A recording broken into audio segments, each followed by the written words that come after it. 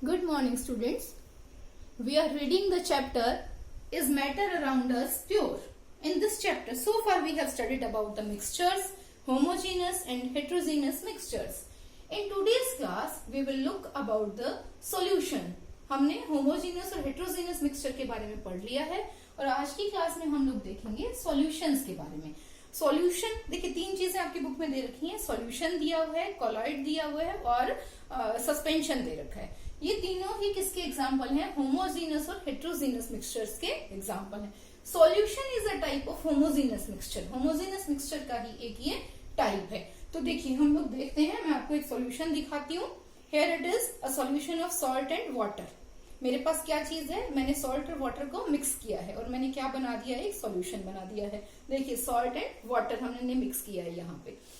तो अब इसी को ध्यान में रखते हुए हम प्रॉपर्टीज लिखेंगे सॉल्यूशन की, कि सॉल्यूशन की क्या क्या प्रॉपर्टीज होती हैं, क्या क्या क्वालिटीज होती हैं, या फिर यूं कह रहे हैं कि क्या क्या कैरेक्टरिस्टिक्स होते हैं. आपके पास एग्जाम में किसी भी नाम से क्वेश्चन आ सकता है. Define the properties of solution, qualities of solution, characteristics of solution. ठीक है, तो हम ये लिखते वक्त कोई क्रैमिंग की जरूरत नहीं है.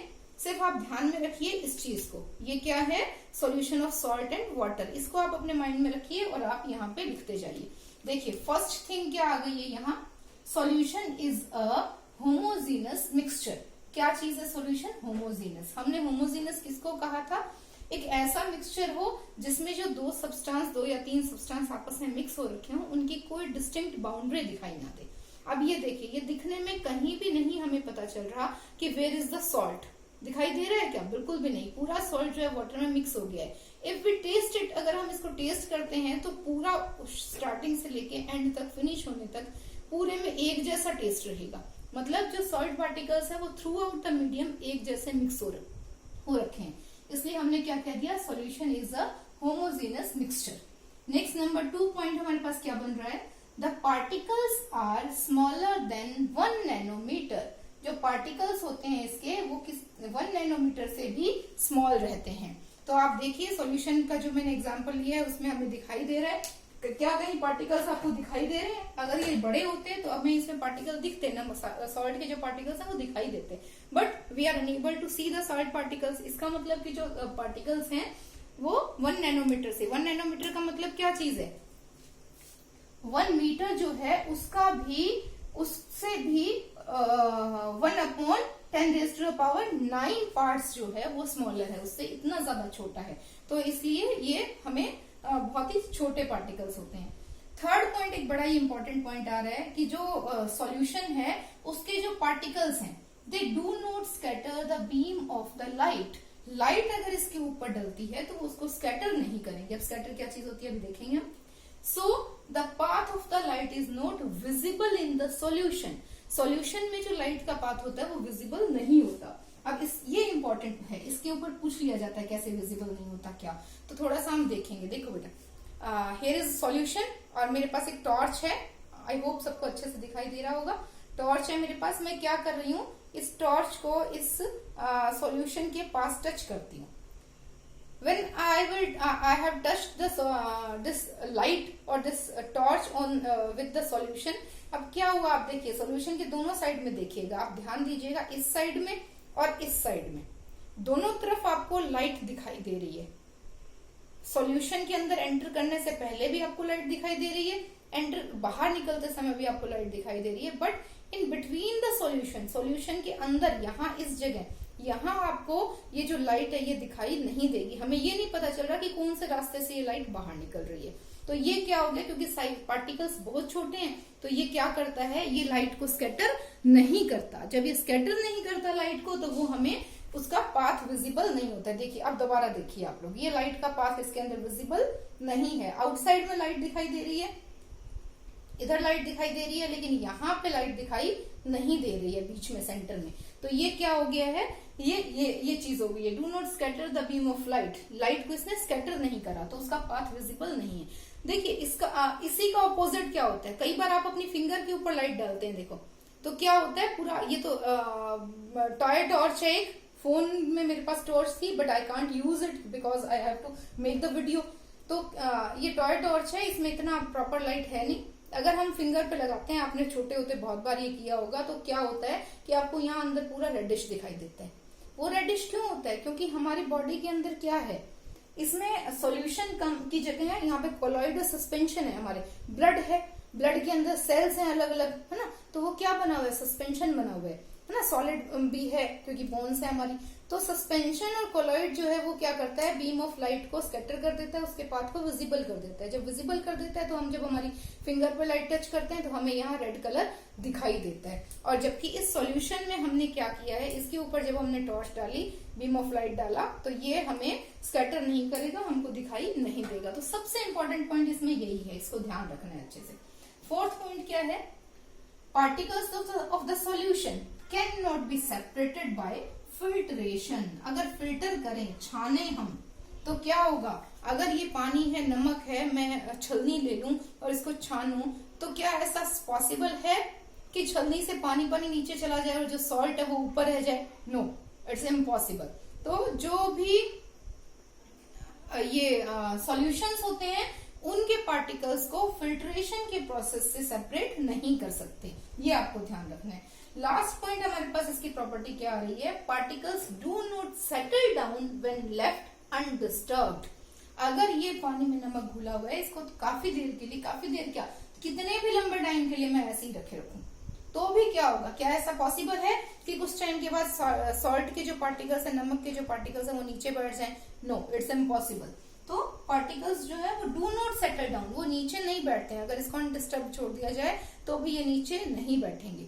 इसके कंपैरिजन में अगर हमने क्या ले लिया, पानी के अंदर मिट्टी घोल ली, है ना, और इसको शेक किया अच्छे से, एक बार तो लगेगा कि वो मिक्स हो गई, जैसे ही आप उसको रखेंगे थोड़ी सी देर में वो क्या होगा, नीचे सेटल डाउन हो जाएगा। डस्ट, चॉक डस्ट है, वो भी अगर आपने पानी में डाली तो वो भी सेटल डाउन हो जाएगी। बट अगर ट्रू सॉल्यूशन है, यही है आपके पास, आपको तीन चीजें दे दें अलग अलग और आपको ये पता लगाना हो कि which one is the true solution, true solution कौन सा है, तो आप ये सारी चीजें देखेंगे। अगर उसमें होमोजेनिसिटी है तो ट्रू सॉल्यूशन है। अगर पार्टिकल्स छोटे हैं, आपको नेकेड आइज से दिखाई नहीं दे रहे, अगर हम माइक्रोस्कोप वगैरह से देखेंगे तो हो सकता है हमें दिख जाए, अदरवाइज ऐसे दिखने से ना तो हमें वाटर पार्टिकल्स दिख रहे हैं, ना ही हमें सॉल्ट पार्टिकल्स दिख रहे हैं।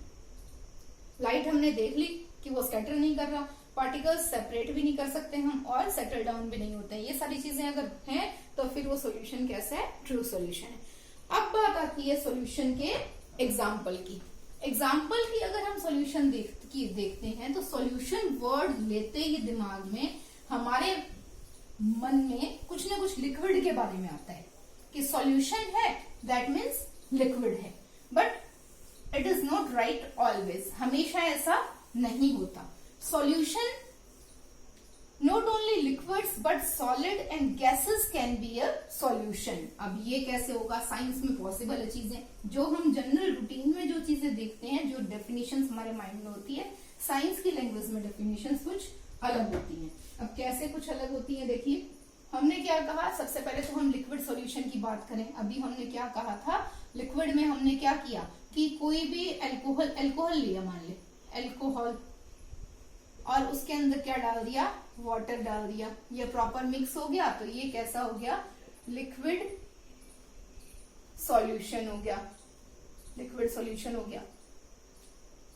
अगर हमने क्या किया, सॉल्ट लिया या शुगर लिया और उसको किसमें मिक्स किया, वाटर में मिक्स किया, तो ये लिक्विड प्लस सॉलिड, कैसा ये सॉल्यूशन हुआ, लिक्विड प्लस सॉलिड सॉल्यूशन हुआ। अच्छा, एक बड़ा अच्छा वाला एग्जांपल है एयर, इसके बारे में बहुत आपसे क्वेश्चंस डायरेक्ट नहीं आके आपको एग्जांपल दे देंगे और पूछेंगे कि किसका ये एग्जांपल है, आप बताइए। एयर है, ये किसका एग्जांपल है आपके सोचने में, गैस दिख रही है, but air is a good example of solution. किसका एग्जांपल है, सॉल्यूशन का। कैसा सॉल्यूशन है ये, गैस प्लस गैस। आपकी बुक में एक पूरा टेबल बना हुआ है, वहां देखिएगा, गैस प्लस गैस। देखिए एयर, हमारे सराउंडिंग्स में सब तरफ एयर है ना, अभी भी जब फोन है और मैं हूं, हमारे बीच में एयर है, लेकिन क्या कहीं आपको इस एयर के पार्टिकल्स दिख रहे हैं, no. Air is a mixture of different gases, ये आपने पढ़ा हुआ है।